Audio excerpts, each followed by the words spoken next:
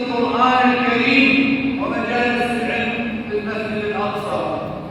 Tidak hanya itu, mereka juga melarang anak-anak kita belajar dan menghafal Al-Quran di dalam Masjid Al-Aqsa. ثم أيضا إنهم يحفرون تحت المسجد الأقصى قواعد المسجد الأقصى من أجل أن يهدموا الأقصى ويبنوا الهيكل مكانه. Beliau bertanya, ini suara jelas? Suara ini kita jelas? Besar lagi suaranya atau cukup? Baik. Dan Masjid Al-Aqsa, sidang jamaah sekalian, orang-orang Yahudi ingin menghancurkan Masjid Al-Aqsa. Bagaimana cara mereka ingin menghancurkan Masjid Al-Aqsa? Mereka menggali lubang-lubang di bawah Masjid Al-Aqsa, yang mana lubang-lubang itu, terowongan-terowongan itu bertujuan ingin merusak fondasi-fondasi Masjid Al-Aqsa. والنساء المراقبات في المسجد الأقصى تجر إحداهن بشعرها ويضع اليهودي على جسمها وعلى وجهها تهان المرأة داخل المسجد الأقصى أيها الإخوة. Dan mereka juga menghinakan kaum wanita, menghinakan muslimah. Mereka tidak segan-segan membuka kerudung akhwat kaum muslimah yang ada di Masjid Al-Aqsa. Bahkan mereka mendorong kepala kaum muslimah sehingga tersungkur di atas sana. واليهود قتلة الأنبياء وأعداء البشر يمنعون الشباب دون سن 40 من الصلاة في الجمع والأعياد لأسباب يقولون إنها أمنية، يمنعون حرية العبادة لأنهم طغاة، لأنهم جبابرة، لأنهم مجرمون.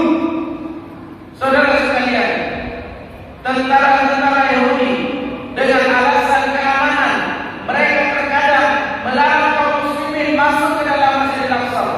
Mereka melarang anak-anak muda masuk dan salat di dalam Masjid Al-Aqsa. Hanya orang-orang yang berumur 50 tahun ke atas yang diperkenankan masuk dan salat di dalam Masjid Al-Aqsa. وكذلك التقسيم المكاني والزماني، فهل ترضون أنتم في هذا المسجد أن يعبد بوذا في هذا الجانب وأن تعبدون الله في هذا الجانب؟ Sekarang saya bertanya kepada saudara sekalian, apa yang telah mereka lakukan terhadap masjid suci umat Islam? Mereka telah melakukan taksim makani. Mereka telah melakukan taksim makani. Apa maksud daripada taksim makani? Saya misalkan saja contohnya adalah masjid kita ini. Masjid kita ini dibelah menjadi dua. Maka di sebelah sana kita berikan kepada orang-orang muda, yang mana mereka memasang patung-patungnya di sana dan mereka beribadah di sana. Dan sebelah kirinya kita tempat sholat. Pertanyaan saya kepada kalian semuanya, jemaah sekalian, apakah kita rela membagi masjid ini dan memberikannya kepada orang lain? Apakah kita rela? Namun inilah yang saat ini terjadi terhadap Masjid Al-Aqsa. المسجد الأقصى للمسلمين تاريخيا وقانونيا وحتى في اليونسكو قالوا الأقصى للمسلمين ليس اليهود ذرة تراب واحدة في المسجد الأقصى. Dan Masjid Al-Aqsa secara sejarahnya, secara undang-undang dan rekomendasi terdahulu, bahkan UNESCO sudah mengatakan bahwa yang berhak memiliki Masjid Al-Aqsa adalah kaum muslimin. وأخطر ما في الأمر قرار نقل السفارة الأمريكية إلى القدس الذي يعني يهودية الدولة ويعني طرد أهل القدس من منازلهم ويعني التحكم بكافة التفاصيل المتعلقة بالمسجد الأقصى. Dan baru-baru ini Presiden Amerika Serikat Donald Trump memutuskan pemindahan kedutaan Amerika Serikat ke kota Al-Quds. Ini menandakan atau ini adalah sinyal bahwa mereka ingin menjadikan kota Al-Quds, yang mana di dalam kota Al-Quds ada Masjid Al-Aqsa, sebagai ibu kota Israel. Mereka ingin mengusir seluruh kaum muslimin yang ada di kota Al-Quds. وأما أقول لإكرام أن كل مسلم على هذه الأرض يقول لك بسيط يا إكرام شئت وخاب ظنك، فإن الذي يحدد هوية المسجد الأقصى وحقيقة مصير المسجد الأقصى هو الذي حدده في رحلة الإسراء والمعراج قبل 1400 عام، وهو النبي محمد صلى الله عليه وسلم. لا نزل ولا تراب ولا أي حاكم مسلم أو عربي يحيد عن الحق. Dan saya katakan, dan seluruh kaum muslimin di seluruh dunia satu kata,